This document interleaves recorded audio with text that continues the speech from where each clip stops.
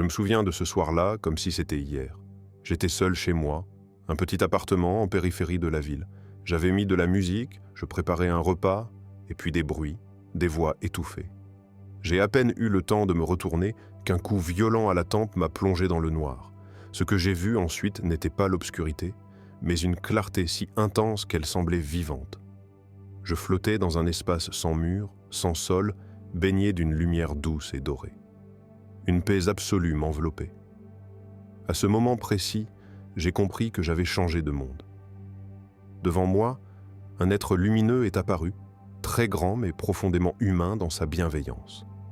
Sa voix résonna à l'intérieur de moi. « Ne crains rien, tu es en sécurité. » Les questions jaillirent dans mon esprit, sans filtre. « Tu sembles être un proche de notre Créateur, alors dis-moi, existe-t-il vraiment ?» Un sourire, comme une réponse silencieuse, précéda ces paroles. L'existence elle-même est sa signature. Chaque chose a une cause. Même le premier battement de ton cœur n'a pas commencé par hasard. Dieu est la cause première, celle qui n'a pas eu besoin d'être causée.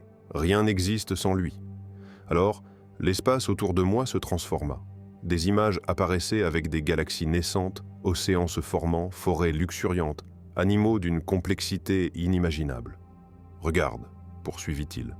« L'ordre et l'harmonie de l'univers dépassent toute probabilité aveugle.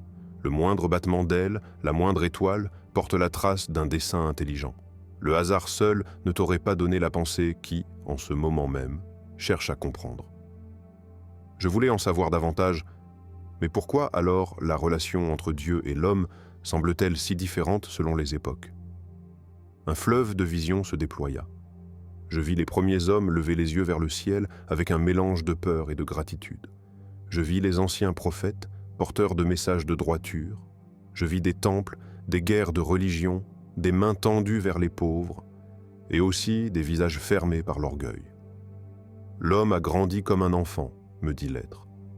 D'abord guidé par l'instinct et la crainte, puis par la loi et l'enseignement, et enfin par la liberté. Mais cette liberté l'a parfois éloigné de son Créateur, croyant pouvoir se suffire à lui-même. Pourtant, chaque époque a eu ses témoins. Mon cœur brûlait de nouvelles interrogations. Et le bien et le mal? Pourquoi cette lutte incessante? Le bien est ce qui rapproche de la source, de l'amour véritable. Le mal est ce qui en éloigne. Ils existent pour que l'homme puisse choisir et devenir plus qu'un simple spectateur de sa vie. La richesse et la pauvreté ne sont pas des récompenses ou des punitions, elles sont des outils, des épreuves, façonnées pour révéler le cœur de chacun. Puis, comme si ma pensée avait été devinée, l'être ajouta « Tu veux comprendre les mystères de ton monde ?» Une vision s'ouvrit. Je me retrouvai devant les pyramides d'Égypte, mais pas telles que je les avais vues en photo. Elles étaient neuves, éblouissantes, au milieu d'un désert fertile.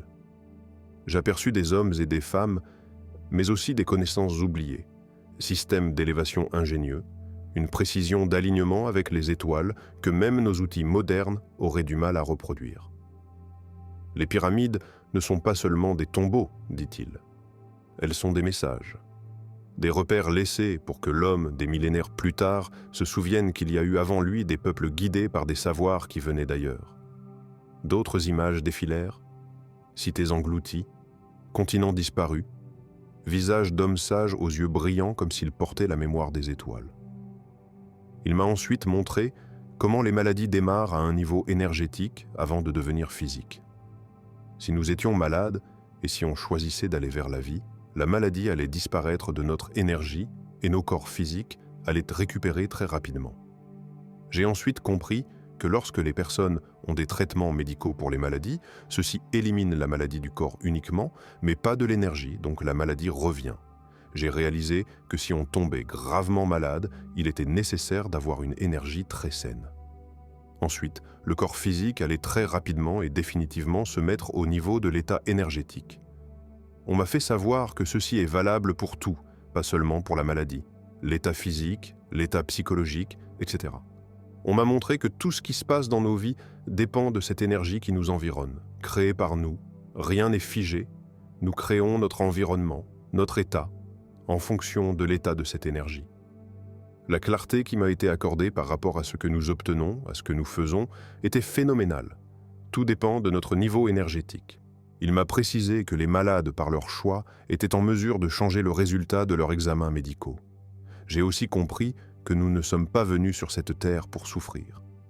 La vie est censée être magnifique, et nous sommes tous très aimés. J'étais fasciné. J'avais tant de questions à la suite de cette dernière révélation. Mais on ne m'a pas permis de rester, j'ai été comme éjecté pour me retrouver sur le froid du carrelage de ma cuisine. Une douleur à la tempe. Cependant, après cet événement de ma vie, j'ai fait de nombreuses recherches sur l'influence de l'esprit sur le corps. J'ai aussi fait des études et des formations dans le domaine de la médecine intégrative et dans le domaine de la psychosomatique. À présent, je peux apporter mon aide à des personnes souffrantes pour les aider à aller vers la guérison.